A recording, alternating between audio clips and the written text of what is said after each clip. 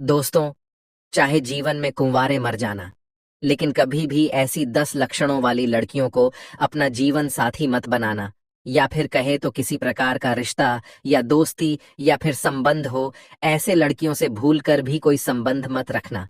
दोस्तों, आज आप जीवन की एक ऐसी सच्ची घटना से रूबरू होने वाले हैं, जिससे आपको अपने आसपास के लड़कियों और शादीशुदा स्त्रियों के बारे में ऐसी राज पता चलेगी, जिसे सुनकर आपका रूह कांप जाएगा।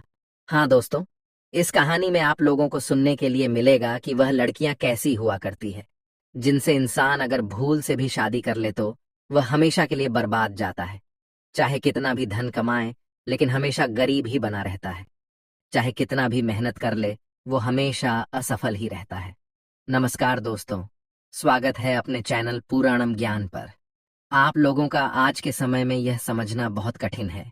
एक बार माता सीता और भगवान श्री राम अपने प्यारे से बाग में टहलते हुए आपस में बात कर रहे थे। तभी भगवान श्री राम बोले, सच कह रही है। फिर माता सीता बोली, हे प्रभु, ऐसे में जो एक जीवन साथी होती है जो किसी इंसान के साथ उसके पूरे जिंदगी साथ रहती है, उसके बारे में पता होना बहुत जरूरी है। और उसके क्या क्या लक्षण हैं, उसके अच्छे और बुरे चरित्र का पता होना बहुत ही आवश्यक है। फिर भगवान श्री राम माता सीता से कहते हैं, हे प्रिय, आप सही कह रही हो। नहीं तो किसी भी मनुष्य का जिंदगी एक पल में बर्बाद हो जाती है। उसको राजा से रंक बनने में समय नहीं लगता। वो हमेशा अशांत और निराश रहता है। माता सीता ने कहा, हे प्रभु, ऐसी कौन सी बात है जो हर एक इंसान को उसके विवाह से पहले पता होना चाहिए, और कैसी बातों से हमेशा सावधान रहना चाहिए, और कौन सा काम करने मात्र से मनुष्य उस स्त्रियों को पूरी तरह पहचान सकता है। भगवान श्री राम कहते हैं, हे देवी सीता, आपको यह बातें एक कहानी के माध्यम से बताता हूँ।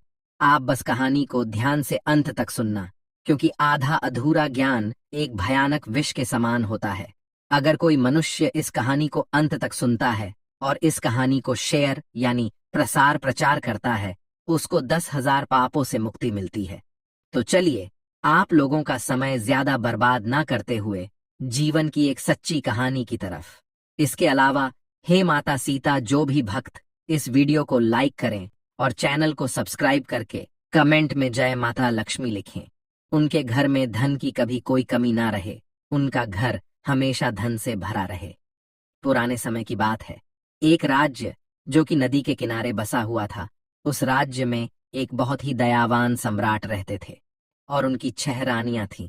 और सम्राट अपने पत्नियों से बहुत ही गहरा प्रेम करते थे।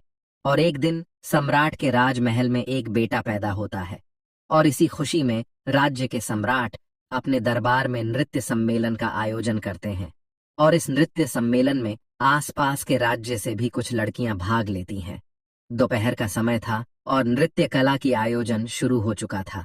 और तभी सम्राट की नजर अचानक से एक सुंदर युवती पर पड़ती है, जिसका नृत्य देखकर सम्राट उन पर मंत्रमुग्ध हो जाते हैं। और उसके बाद सम्राट मंत्री को कहकर अपने विवाह का प्रस्ताव उस युवती के सामने पेश करवाते हैं।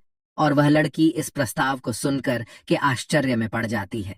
और वह युवती उस मंत्री से कहती है, मुझे कुछ वक्त दीजिए, मैं सोचकर बताती हूँ। फिर कुछ दिनों के बाद सम्राट उस लड़की से शादी कर लेते हैं। फिर कुछ सालों के बाद बड़ी वाली रानी को 2 पुत्र होते हैं। कुछ समय के बाद उनके अलग अलग रानियों से 3 पुत्र और होते हैं।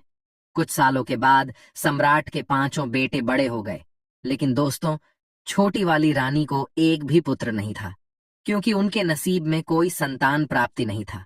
और दोस्तों, आप लोग जानते ही हैं कि महान सम्राटों को यह शौक हुआ करता था। जंगल में शिकार का खेल खेलने का। तो जो सम्राट के 5 बेटे थे, उनमें से सबसे बड़ा बेटा एक दिन अपने घोड़े पर सवार होकर के जंगल में शिकार करने के लिए गया। और जंगल में शिकार खेलते खेलते पूरा दिन बीत गया, परंतु उसके हाथों से एक हिरण का वध तक नहीं हुआ। उसने एक भी हिरण को नहीं मार पाया। लेकिन तभी अचानक से सामने एक बहुत ही घने जंगल में से एक पागल युवक निकल करके आया। वह बहुत ही अजीब सा फटा कपड़ा पहना हुआ था, और उसका व्यवहार भी बहुत अजीब सा था। साथ ही खाने के तलाश में इधर उधर भटक रहा था। और उसके साथ एक बहुत प्यारा कुत्ता था। उस युवक और कुत्ते के बीच में बहुत ही गहरी दोस्ती थी दोस्तों। फिर वो राजकुमार जो कि शिकार करने आए हुए थे, वो उस युवक के पास जाते हैं और पूछते हैं कि आप कौन हो, तुम यहाँ जंगल में क्यों भटक रहे हो। लेकिन दोस्तों, वह युवक कुछ नहीं बोलता और उसे बहुत ही तेज की भूख लगी होती है, क्योंकि वह युवक खाने की तलाश में था। इतने में ही राजकुमार अपने थैले में से कुछ लड्डू निकाल करके उस युवक को देते हैं और भूखा युवक लड्डू को देखते ही जल्दी जल्दी कर खाने लगा। इतने में ही राजकुमार उस युवक से पूछते हैं कि आखिर आप कौन हो और इस घने जंगलों में अकेले क्यों भटक रहे हो, आपका परिवार कहाँ है। यह सुनते ही उस युवक के हाथ से लड्डू छूटकर जमीन पर गिर जाता है और उस युवक की आंख भर आती है, वह फूट फूट कर रोने लगता है।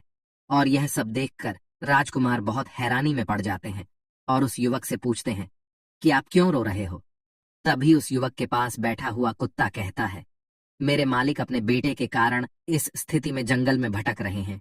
फिर राजकुमार कहते हैं कि ऐसा क्या हुआ इनके साथ में। तब कुत्ता कहता है, इनके पास वाले राज्य में एक लड़की है जिसका पिता एक राजा है और वह अपनी बेटी की शादी करवाना चाहते हैं। परंतु वह लड़की तो शादी करने के लिए तैयार है, लेकिन उसका एक शर्त है। वह लड़की उस आदमी से शादी करना चाहती है जो उसके प्रश्नों का उत्तर दे सके, इसलिए जो कोई शादी की इच्छा लेकर के उसके पास में जाता है, वह उससे एक सवाल पूछती है और अगर कोई व्यक्ति उस सवाल का उत्तर दे देगा, उसके साथ में वह विवाह कर लेगी, और अगर सवाल का उत्तर नहीं दे पाता है तो उसका शीश कटवा देती है। और इसी चक्कर में इनका एक पुत्र था जो कि उस स्त्री के द्वारा मारा गया, और मेरे मालिक यह सदमा बर्दाश्त नहीं कर पाए और अपना मानसिक संतुलन खो दिए, और इसी वजह से इनका राज्य भी अब उस स्त्री के कब्जे में है। इतना बात होते ही वह व्यक्ति वहां से चला जाता है और यह सारी बात सुनकर राजकुमार के दिल और दिमाग में उस राजकुमारी वाली बात बैठ जाती है, और वापस शिकार पर से महल की तरफ लौटते समय भी पूरे रास्ते उसी राजकुमारी का ख्याल उस राजकुमार के दिमाग में चल रही थी। सम्राट जब लौट करके अपने घर आए तो घर आकर के रात्रि में लेटकर आराम तो कर लिया, लेकिन सुबह में भी वहीं राजकुमारी के ख्यालों में डूबे हुए थे। अब राजकुमार से रहा नहीं गया और वह शीघ्र ही अपना घोड़ा उठाते हैं और उस राजकुमारी के महल की तरफ चल देते हैं। और तभी राजकुमार के माता पिता उनसे पूछते हैं कि बेटा कहाँ जा रहे हो। तब राजकुमार कहता है कि हमारे बगल वाले राज्य में एक राजकुमारी रहती है और वह शादी करना चाहती है, परंतु उस राजकुमारी का यह कहना है कि उसका कोई सवाल है कि जो कोई उसके प्रश्न का उत्तर दे देगा वह उसके साथ विवाह कर लेगी, और जो नहीं दे पाता उसका सर कटवा देती है। अब तक उसके चक्कर में कई लोग मारे गए हैं और कई राज्यों को वह स्त्री अपने कब्जे में ले रखी है। यह सुनकर राजकुमार के माता पिता ने राजकुमार को बहुत रोकने की कोशिश की, परंतु राजकुमार उनका एक भी नहीं सुना और राजकुमारी के महल की ओर निकल जाते हैं। महल पर पहुंचते ही राजकुमार ने विवाह का प्रस्ताव रखा तो राजकुमारी कहती हैं, हे राजकुमार, मैं आपसे विवाह करने के लिए तैयार हूँ, परंतु आपको मेरे एक सवाल का उत्तर देना पड़ेगा, तभी मैं आपसे विवाह कर पाऊंगी। और अगर आप मेरे सवालों का उत्तर नहीं दे पाते हैं तो आपका सर कटवा दिया जाएगा। राजकुमार ने इस शर्त को स्वीकार कर लिया और बोला, राजकुमारी पूछिए, आपका क्या सवाल है, मैं आपके सवालों का उत्तर देने के लिए तैयार हूँ। फिर राजकुमारी अपना वह एक प्रश्न पूछती है जो अभी तक कई लोगों से पूछती आ रही थी, और जब राजकुमारी ने सवाल पूछा तो वह राजकुमार देखता रह गया। जब उत्तर नहीं आया तो राजकुमार का शिष्य कटवा दिया गया। दोस्तों, ऐसा कौन सा सवाल था जो कि राजकुमारी पूछती थी, लेकिन कोई भी इनके सवालों का जवाब नहीं दे पाता था।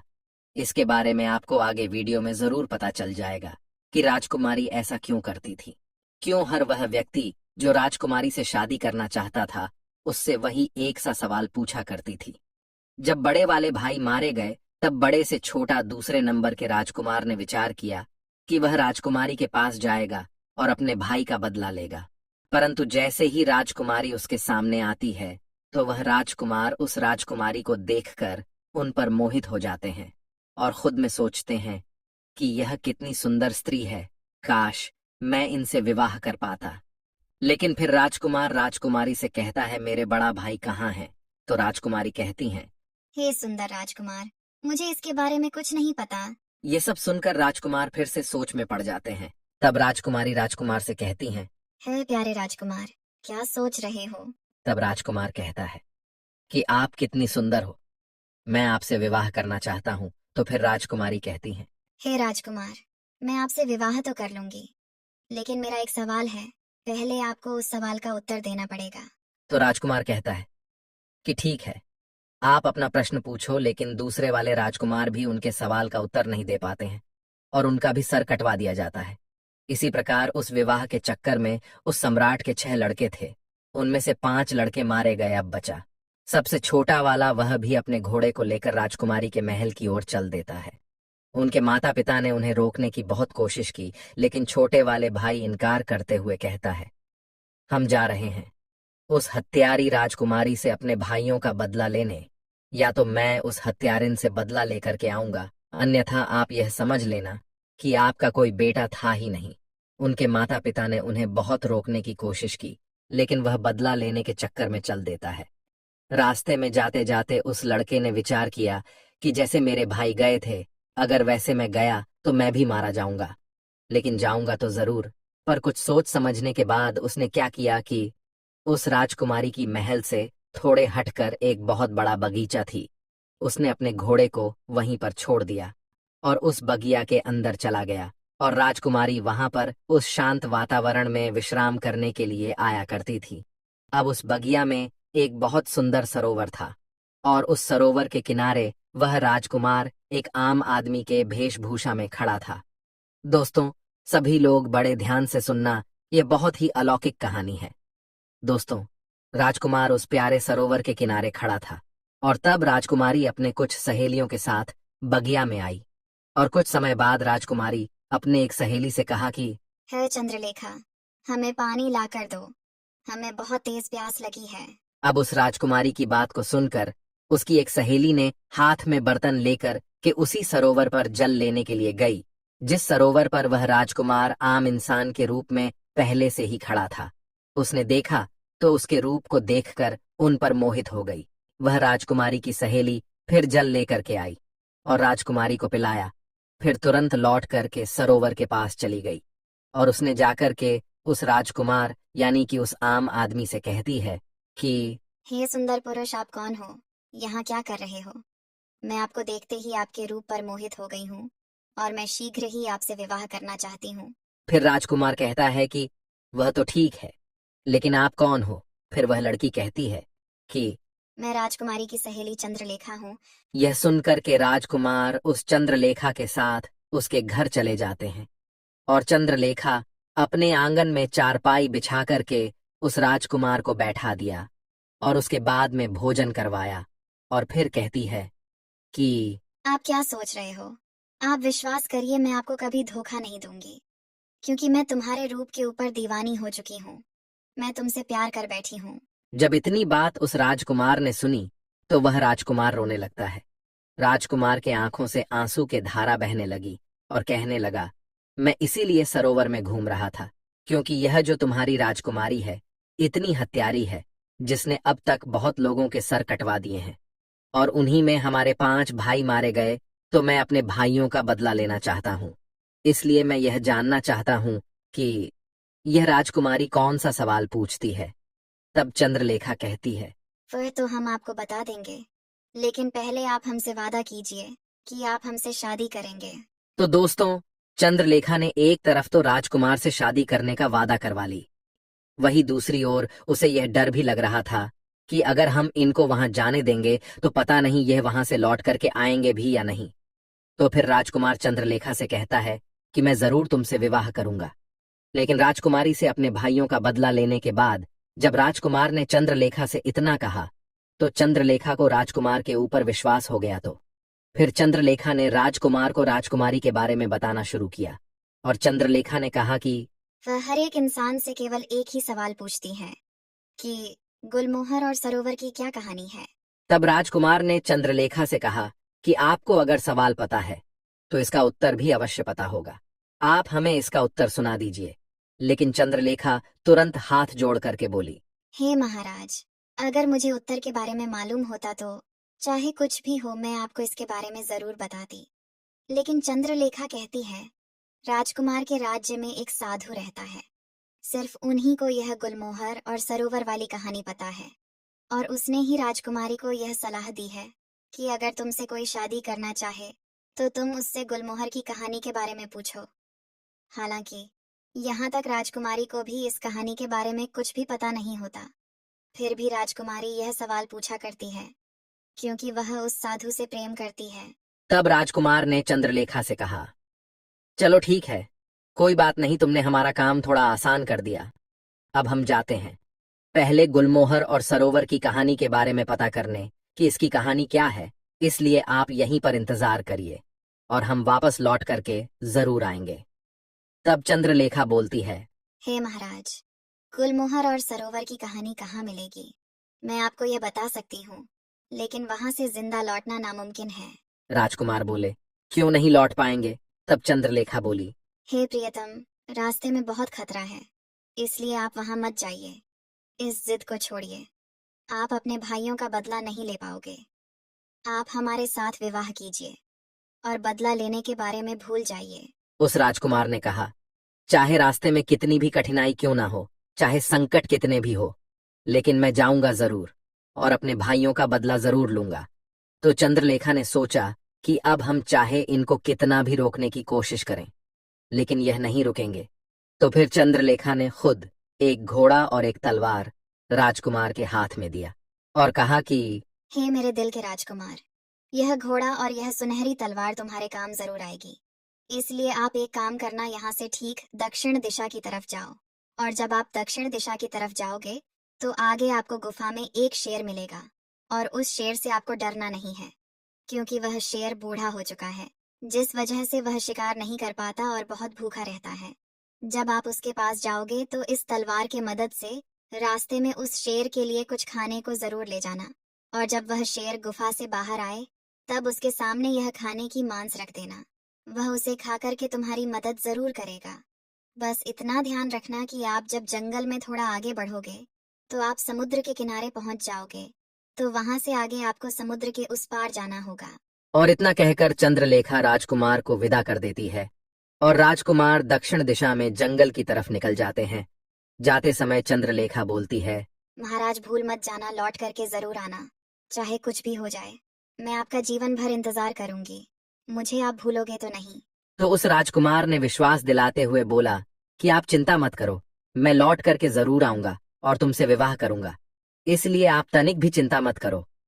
अब वह राजकुमार धीरे धीरे जंगल की तरफ बढ़ने लगा, तो चंद्रलेखा के मुताबिक उसको एक शेर का गुफा मिला, जिसमें वही एक बूढ़ा शेर था, जिसके बारे में चंद्रलेखा ने राजकुमार को बताया था, और साथ में यह भी कहा था कि आप रास्ते में इस तलवार की मदद से उस बूढ़े शेर के लिए कुछ खाने को ले जाना। तो वह राजकुमार बिल्कुल ऐसा ही करता है और उस शेर के सामने खाना रख देता है।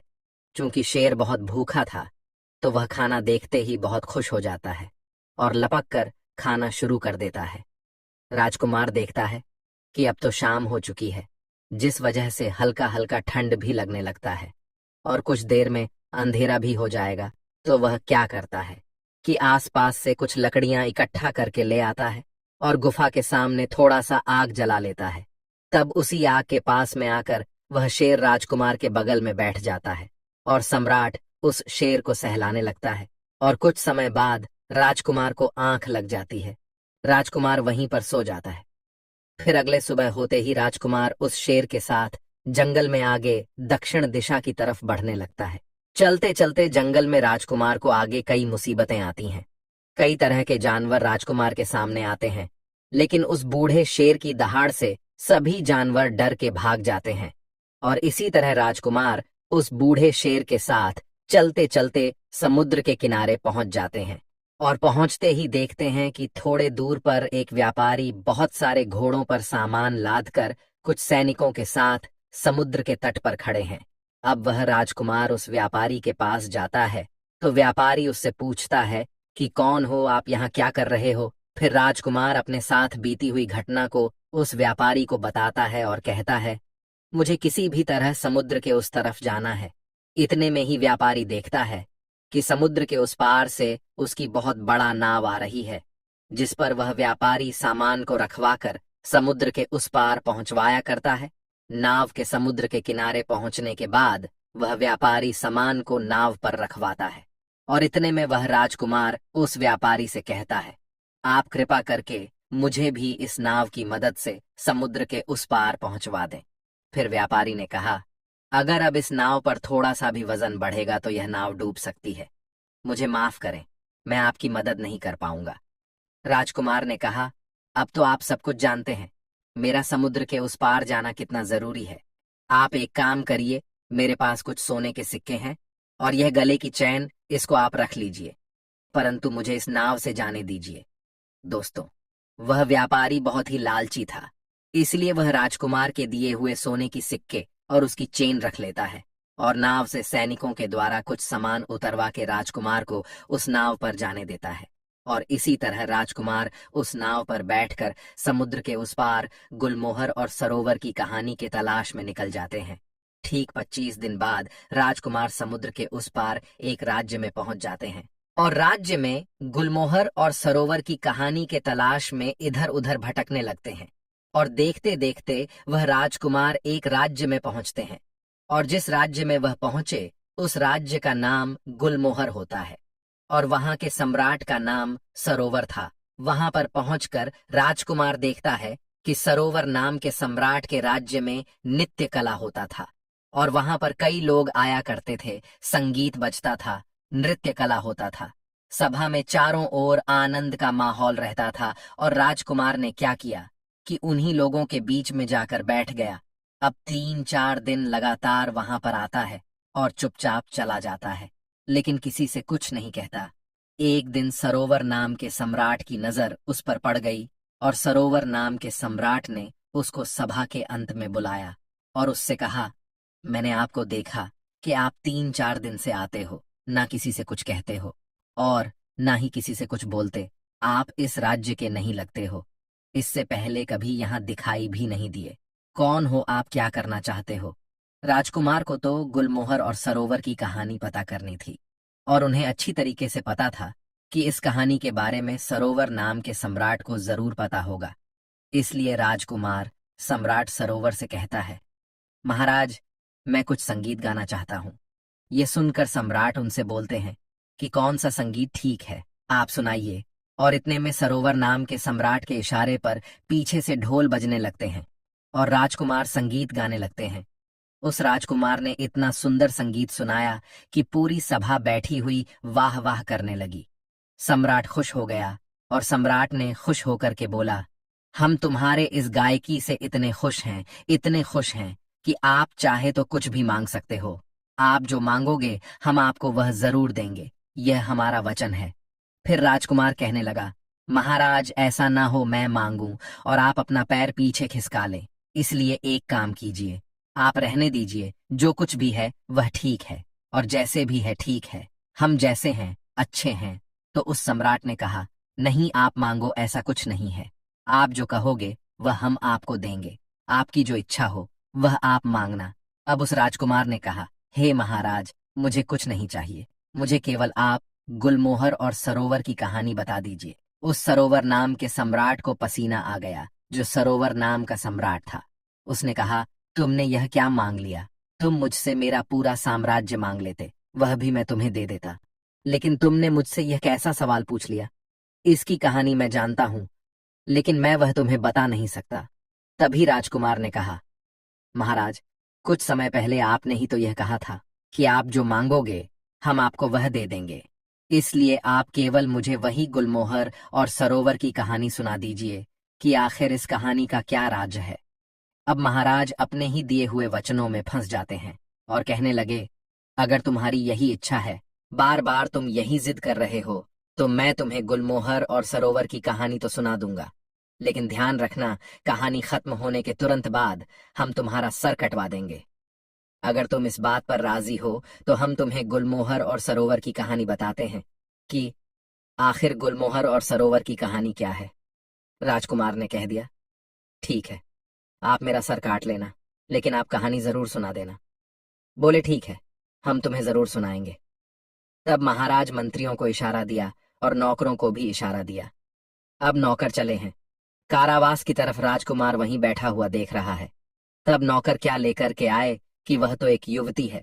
वह बहुत सुंदर है। उसके शरीर पर फटे पुराने वस्त्र हैं और उसके हाथों और पैरों में बेड़ियां पड़ी हुई हैं। वह चल नहीं पा रही थी और इसीलिए नौकर लोग मार लगाते हैं। अब वह राजकुमार देखता रह गया, यह क्या है, मेरी समझ में नहीं आया। तब तक उस लड़की को लाकर के सरोवर महाराज के सामने खड़ा कर दिया। अब राजकुमार के सामने उस सरोवर नाम के सम्राट ने कहानी शुरू की। तुम सुनना चाहते थे गुलमोहर सरोवर की कहानी क्या है, तो सुनिए। मेरा ही नाम सरोवर है और सरोवर सम्राट मैं ही हूं। और गुलमोहर ये लड़की है जो तुम्हारे सामने हथकड़ी और वेड़िया में जकड़ी हुई है। राजकुमार कहने लगा, महाराज, आप सरोवर और यह लड़की गुलमोहर, इसका मतलब आपकी ही कहानी है। महाराज ने बोला, हाँ, यह मेरी ही कहानी है। राजकुमार ने कहा, फिर तो आपसे अच्छी तरह और कौन बता सकता है। महाराज बोले, सुनो हमारी कहानी क्या है। मैं शादी से पहले एक बार जंगल में शिकार खेलने के लिए गया था। तो वहां यह लड़की अपनी सहेलियों के साथ बगिया में बैठी हुई थी। ये सब बातें उस सरोवर नाम का सम्राट समझा रहा है कि उस दिन बगिया में घूमते घूमते हम पहुंच गए तो हमारी नजर इस स्त्री के ऊपर पड़ी। यह गुलमोहर नाम की युवती जो तुम्हारे सामने खड़ी है, इसकी नजर हमारे ऊपर पड़ी और इसे देखकर हम इस पर मोहित हो गए और हमें देख करके यह भी हम पर मोहित हो गई। मैं इस स्त्री के रूप पर इतना मोहित हो गया कि मैं इसके रूप का दीवाना हो गया। अब क्या बताए, इस लड़की को देखकर हम तो कुछ नहीं बोल पाए, लेकिन इस लड़की ने मुझे अपने पास बुला लिया और कहा, आप कौन हो, कहाँ से आए हो, आपका क्या नाम है, आप बहुत देर से क्या देख रहे हो? तो फिर मैंने उलझी हुई आवाज में जवाब दिया, मेरा नाम सरोवर है और मैं इस राज्य का सम्राट हूँ। और आप कह रहे हो कि क्या देख रहे हो, तो आप इतनी सुंदर हो कि ऐसा लगता है हम आपको ही देखते रहे। तो इससे पहले कि मैं इस लड़की से कुछ पूछता, तब तक इस लड़की ने हमसे पूछ लिया कि क्या आप मुझसे शादी करोगे। जो बात मेरे दिल में थी वह इसने कहा तो मैं बहुत खुश हो गया। अब ये लड़की मुझे साथ में लेकर के अपने घर पहुंची। अपनी माँ से जाकर के हठ करती है और कहने लगी, हाँ, मैं अगर विवाह करूंगी तो इसी के साथ करूंगी, अन्यथा मैं मर जाऊंगी। माँ बाप ने बहुत समझाया कि बेटा, इनके घर खानदान का कोई पता नहीं, कहाँ का रहने वाले हैं, इसका कुछ पता नहीं है। और उसकी माँ कहती है कि एक अजनबी के साथ मैं तुम्हारा विवाह कैसे करा सकती हूँ, तुम भी पागल हो गई हो। तब महाराज कहते हैं, उस समय वह लड़की बार बार अपने माता पिता से विनय करने लगती है और खाना पीना तक छोड़ देती है। अब इसके जिद के सामने इसके माता पिता मजबूर होकर इसका विवाह मेरे साथ करवा दिए। और फिर वह सरोवर महाराज राजकुमार से कहता है, जरा ध्यान से इस कहानी को सुनना, क्योंकि इस कहानी में अब बहुत ही राज खुलने वाला है। होता यह है कि इस लड़की का विवाह जब मेरे साथ हो गया, तब विदा होकर के मेरे साथ मेरे घर के लिए आ रही थी।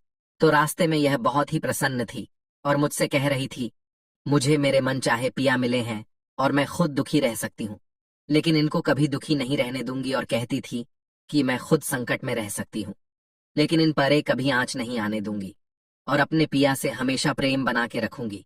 ऐसे ही करके हम अपने घर पहुंच गए और इसे अपने घर ले आए। और अब तो हम उसके प्यार में इतना पागल हो गए कि सब कुछ भूलते जा रहे थे। हम अपना राज्य का दरबार भी समय से पहले बंद करके घर पहुंच जाते थे।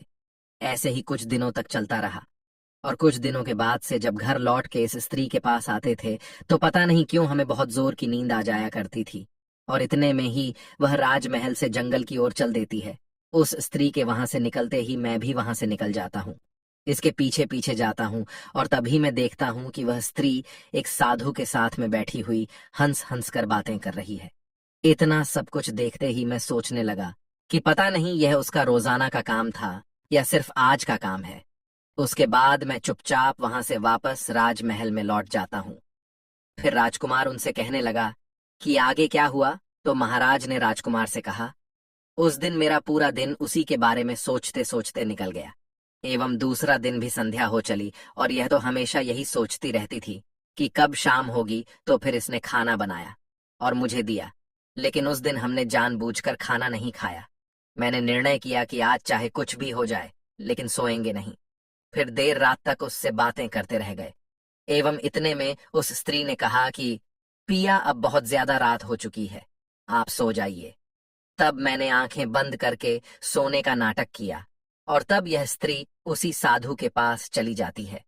फिर मैं भी उसके पीछे पीछे गया तो मैं देखता हूँ कि वह साधु हाथ में डंडा लिए उस स्त्री से बहुत ही गुस्से में कहता है कि आज तुम्हें यहाँ पर आने में इतना समय क्यों लग गया, कहाँ थी इतनी देर तक। फिर वह स्त्री हाथ जोर करके साधु से क्षमा मांगते हुए कहा, मेरे पिया आज विलंब से सोए थे, इसीलिए मुझे आने में इतनी देर हो गई। फिर स्त्री ने साधु से कहा कि अगले बार से ऐसा कभी नहीं होगा, क्योंकि अगले बार मैं उसके खाने में जहर देके उसे सदा के लिए सुला दूंगी और आपके पास आ जाऊंगी। तभी मैंने उसके मुख से यह बात सुनी तो मुझे बहुत ही तेज पसीना आने लगा और मैं घबरा गया। उसी समय उस साधु की नजर मुझ पर आ जाती है और साधु ने उस स्त्री से कहा कि उस पेड़ के पीछे छिप करके मुझे कोई देख रहा है। तो फिर वह जो गुलमोहर नाम की रानी थी उसकी नजर मेरे ऊपर पड़ी। तभी वह स्त्री ने चिल्ला चिल्ला कर कहा कि यह तो मेरे पिया है, आप उसे जल्दी मार डालिए, नहीं तो हम लोग नहीं बचेंगे। फिर क्या था कि वह दो और मैं अकेला, वह दोनों ने मिलकर मुझ पर आक्रमण किया और मुझे मारने की कोशिश की और हमारे बीच युद्ध छिड़ गया और फिर मैं युद्ध करते करते नीचे गिर गया। उस साधु ने मुझे कसकर दबा लिया कि तभी यह जो स्त्री है यह स्त्री नहीं बल्कि हत्यारण है। उसके बाद यह स्त्री ने तलवार लेकर मेरे सीने पर बैठ गई और तभी वो जो साधु था वह वहां से भाग जाता है।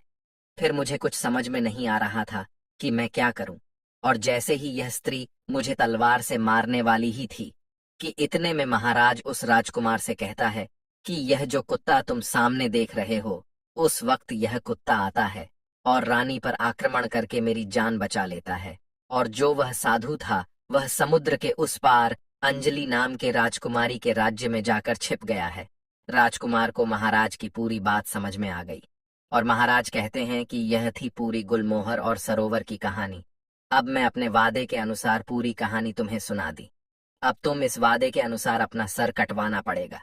इतने में राजकुमार ने कहा कि महाराज आप मेरा सर काट लीजिएगा, लेकिन उससे पहले मुझे यह बता दीजिए कि उस रानी ने उस साधु को अपने राज्य में क्यों छिपने दिया, अब तक क्यों छिपा करके रखा है। और जब राजकुमार ने यह कहा तो अब सरोवर महाराज जो है वह अपने ही दिए हुए वचनों में फंस गया एवं इस सवाल का जवाब नहीं दे पाने के कारण राजकुमार को छोड़ दिया और कहा, मैं तो तुम्हें छोड़ दे रहा हूं, लेकिन आज के बाद मेरे इस राज्य में कभी नजर नहीं आना। राजकुमार यह सब सुन के उस अंजलि नाम के राजकुमारी के महल की ओर चल देते हैं।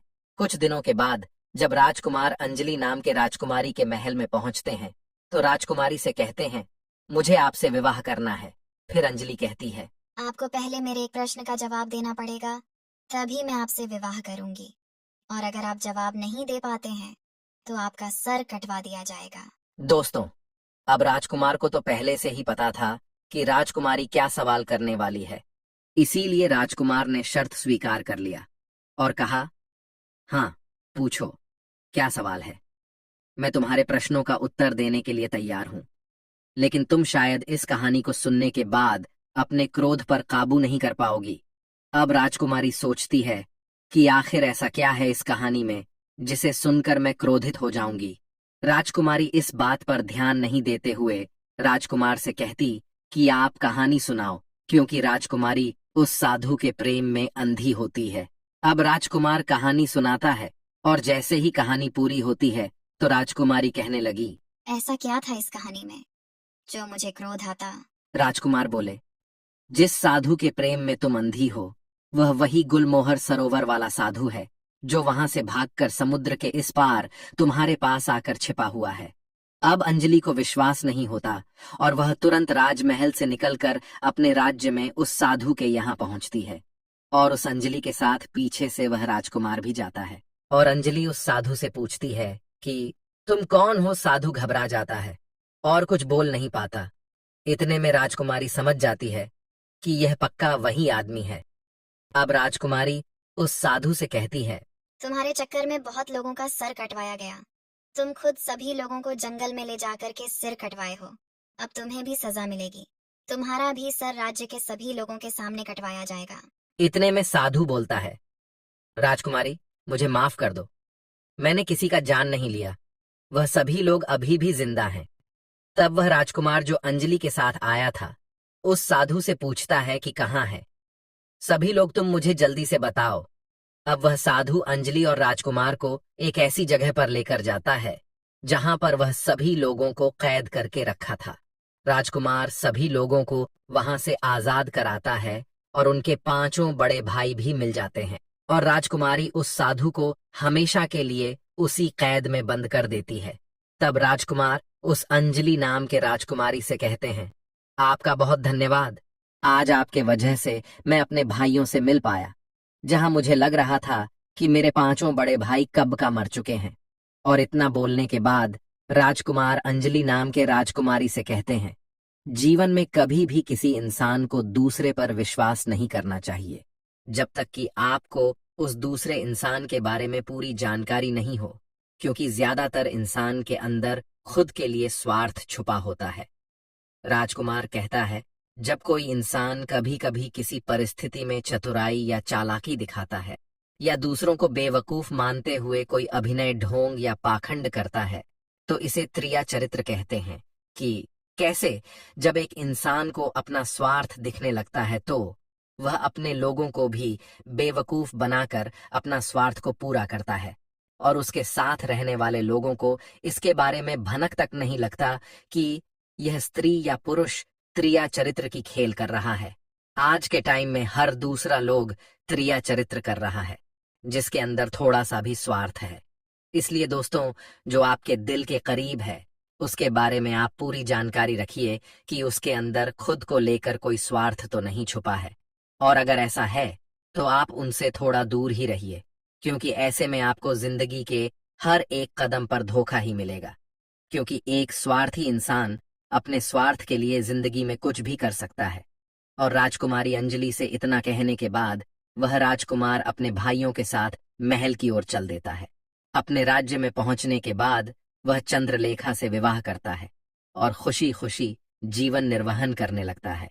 दोस्तों, वीडियो पसंद आई हो तो लाइक जरूर करें, चैनल को सब्सक्राइब करें।